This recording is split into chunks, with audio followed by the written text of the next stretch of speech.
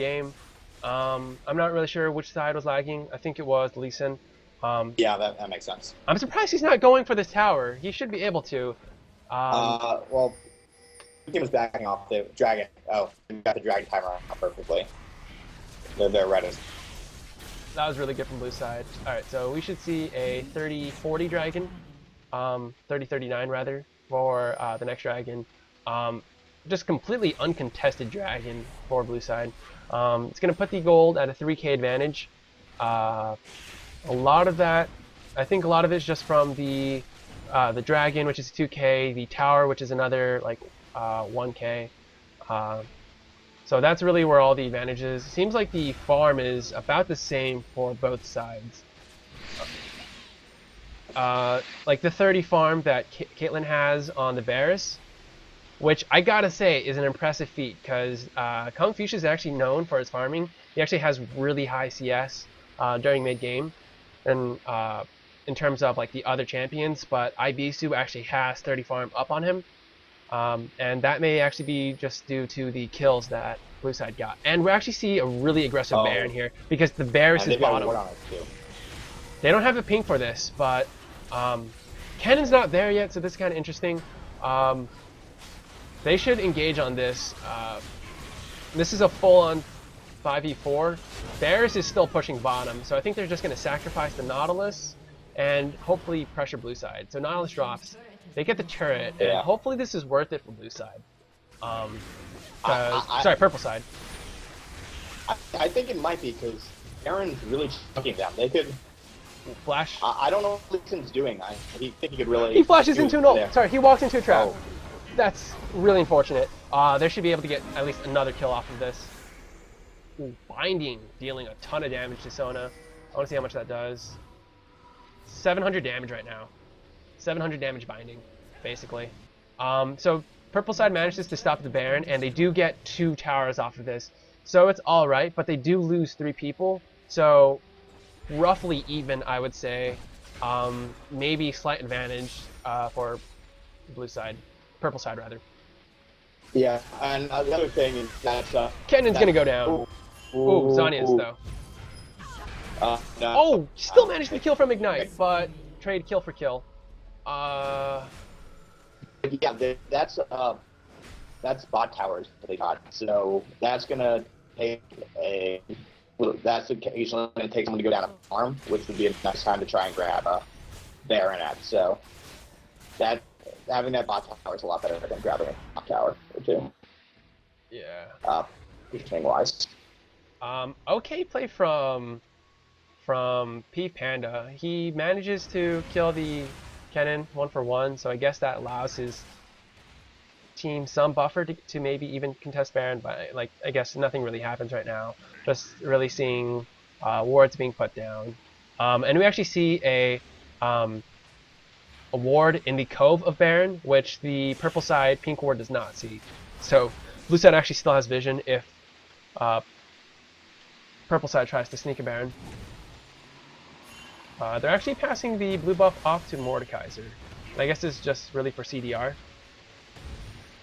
Yeah, I mean, do they have anyone who even needs it at this point?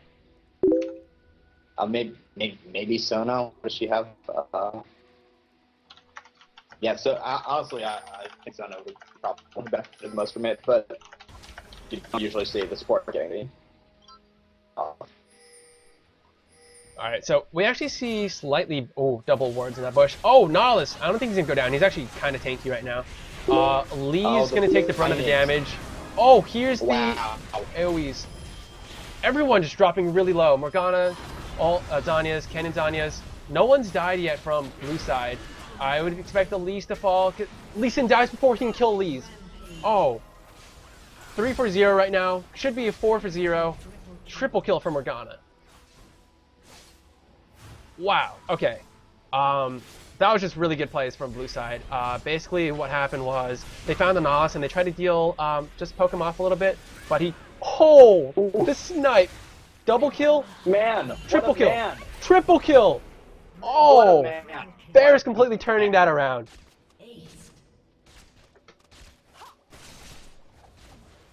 Wow, okay. that was good play. I mean, they get aced, but they at least make the fight slightly worth it. Before it was just 4 people for 0, but now it's 3 for 4, which is a lot better. And Varus got 3 kills, which gave him a lot of gold. He didn't get any shutdown gold, but just like 3 people worth of kills is just fantastic, especially if it's for the 80 carry. But yeah, so blue side managed to get the Kennen ult off, and I think they ulted the Elise. The Lulu ulted the Elise, which allowed her to pop up like 2 or 3 people. Kennen ult was basically on everyone except maybe Varus. The Sona ult went on maybe 2 people, and Morgana landed an ult on 3 or 4 people. So blue side using their ults a lot better than purple side managed to. The Varus ult, I think, landed on Lee's, which is not the person you really wanted on. And it's really interesting because they both teams have, and I guess pause. Both teams have a lot of area of effect. You've got the Varus and the Sona ults versus the Kennen and Morgana ults. So honestly, as purple team, I would be I would be using those ults to try and disengage on the Kennen and Morgana ults, because both of those champions rely pretty heavily on their ults to do damage. So if they could stall a fight until one of those ran out and then re-engage.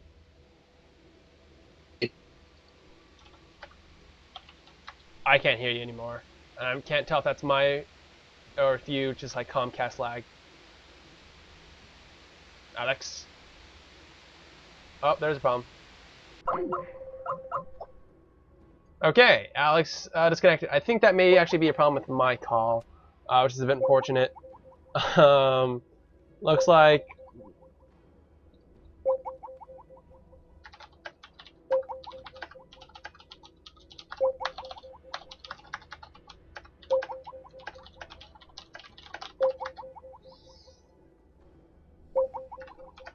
alright, looks like we're getting some really bad OP Comcast internet troubles on both sides here.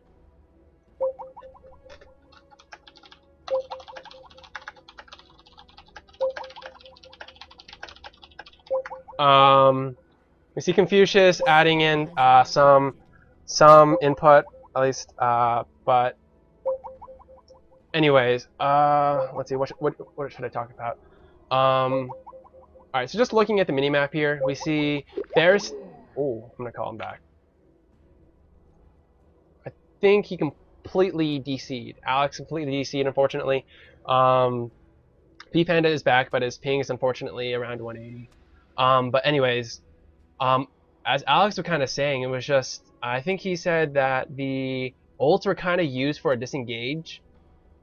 Unfortunately, I can't remember his main points, and I'm a really bad caster for not even at least remembering or just I guess listening too much.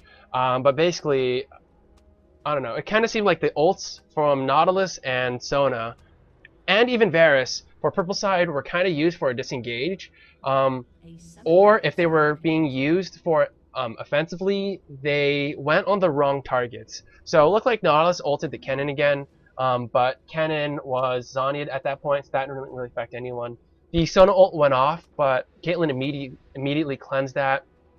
Lee's got stunned, but that's perfectly fine for her because she's going straight tank. She just wants to soak up everything. Looks like the game is zooming. Mordekaiser hasn't been able to get a ghost yet, and I think he's just waiting to get a ghost on Caitlyn, but really he should just be trying to just turn these fights into a 6v4. Even if he does get a ghost on Kennen or even Lulu, really. He just wants the extra body to deal that extra damage, but he just keeps saving it and trying to get an ult on Caitlyn, and as we see, Caitlyn's 505, so not really happening. Blue side dealing another dragon because they have the timer, so they have next dragon should be 3647. This is the 3rd dragon in a row for blue side. So now they're up at a 4.5k advantage. But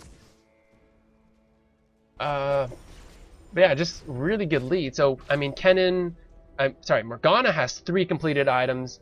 Caitlyn has 2 completed items. She's looking to get her probably Last Whisper soon. Runic Bulwark and Spirit of the Lizard Elder completed on both junglers, but looks like Elise should be working on something else. Her boots are a lot more useful to her in fights. Actually, Gold's dead even among junglers, even though Elise has the 3 dragon and 3 dragon advantage. Alright, so we see blue side completely grouped. I think they're either going to make a play top or at least another one on dragon. They don't have any... Actually, they do have a pink, so they can actually try to either bait this dragon. So we see Sona going back. I think I'm expecting oracles. Please prove me right. Anyways, still don't have my co-caster, so I'll be trying to do analysis and play-by-play. We see a lot of people from blue side backing. Kind of interesting. I think they want to be. I think they're backing because they want to be prepared for Baron, as well as clear out bottom. There's a huge wave for purple side, so Kennan's just gonna lightning rush through all the minions and clear really fast. But they do see in bottom, Lulu's gonna get caught. Oh, I hope she doesn't go down. This would be really unfortunate. She does. She ults herself, blows a flash, manages to get away. Sona actually almost died from that engage. So purple side gonna try to pull this off because they know Kennen was bottom and he just started to leave. Nahus needs to get back in there. I don't think the hook was necessary. That's gonna be a long cooldown for him. Caitlyn manages to kill Sona, so no Sona ult. Varus goes down as well. Mordekaiser goes down. I think this is actually gonna be Baron for blue side. 4 for 0 right now. Nahus forced a flash. Morgana flashed in the wrong direction. That was actually Baron for blue side, which is just really bad for purple side. They played that completely right. Purple side was just, I guess, really low from the Baron debuff, so they took a lot of damage. One,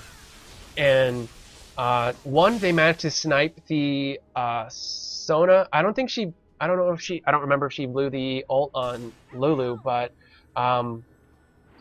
either it was already down or she wasted it before. So she went down really fast, so she couldn't heal anyone. Varus went down almost immediately too. I think through Morgana ult and just getting binded. And then Mordekaiser quickly followed suit. I think he just bought his Negatron cloak as well. So, I mean, purple side is really squishy in general. So blue side manages to convert the Baron ace, 4 kills in Baron into 2 towers and inhibitor. So already they're making huge use of their Baron buff, and really not really using the Baron per se, but taking those advantages while purple side was dead. So all of them are going to recall. They got a huge chunk of gold from that exchange. So Kennen has his Haunting Guys completed, and he has his Rylai's.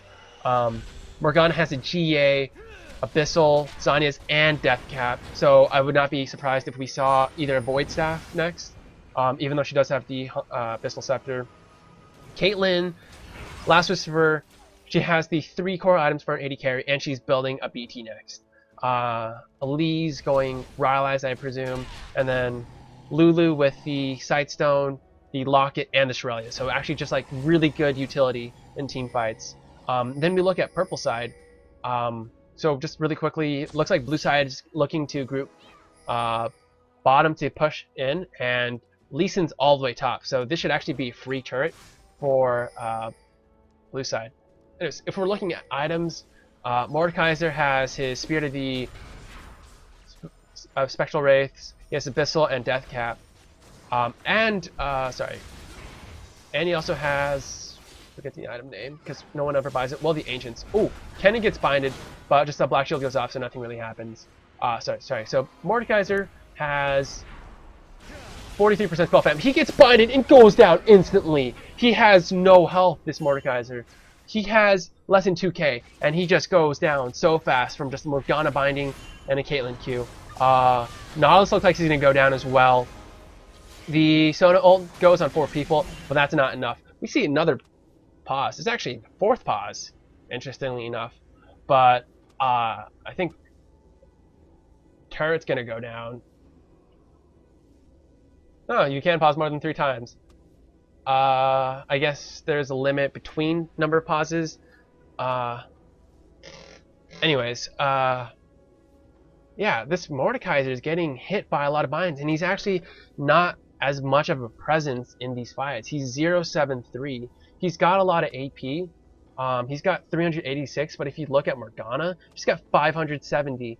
And Kennen has almost 300, but he's really just there for the utility. He's got slows and stuns coming out from his ult. And Ibisu is legendary. He has no deaths right now. Just really huge advantage for blue side. They're going to be able to probably get another turret off of this. I wouldn't be surprised unless Varus can like... Varus is trying to get these super minions off. So this is going to be 2 inhib towers and inhibitors down for purple side, which is not good. They need to really turtle really well. And a lot of the problem here is just people getting caught from binds and the AoE wave clear from Morgana. So I think should be game. There's nothing purple side can do. The Varus ult goes down, but just Caitlyn does so much damage. So just really good play from Rapetrain. They did almost everything correct besides the Kennen being camped top. Morgana straight up won her lane with almost 0 jungle presence. She basically won her lane before even the Lee's first blood on Mordekaiser. Just because of just the level 1 fight that she chunked the Mordekaiser of binding him and then just constantly auto attacked, and he was down to less than half health almost immediately. Bot lane went completely even, but they did manage to land get the 2 kills on I think they got 2 kills on the Varus and Sona early, which kind of snowballed things a little bit. There was a lot of visitation from the junglers early, but what happened was blue side bottom was able to apply a bit more pressure, which allowed them to get the tower, and then Morgana was able to get tower, and that created a lot of pressure for purple side, opening up Dragon, which basically just added on to the gold advantage for blue side. So they got into their mid game items really quickly, and really just a lot stronger in all these fights. Purple side, their comp has a lot of AoE lockdown, but there's not too much synergy with it. So if you look at their comp versus what the Gorgons ran last night with a Nami and Sejuani, like that's AoE lockdown, but it's a lot of damage coming out as well because Sejuani is going to be really in front of the entire team, and the Versal is not reliable. It's a straight up stun on one person, but it may or may not spread, and then the Nautilus ult takes some time to spread. So like Sejuani and Nami ult straight up CC almost immediately, and it's just CC that's really hard to mitigate. And then we look at the items, and like as I stated earlier, like just the gold advantage earlier made them a lot stronger in fights, and just made them like harder to kill just because everyone died so fast. And this Mordekaiser was almost a non-presence in a lot of these fights just because he wasn't tanky. He had 0 health items. Normally you want like a Rylai's on Mordekaiser or something just because his health is really low.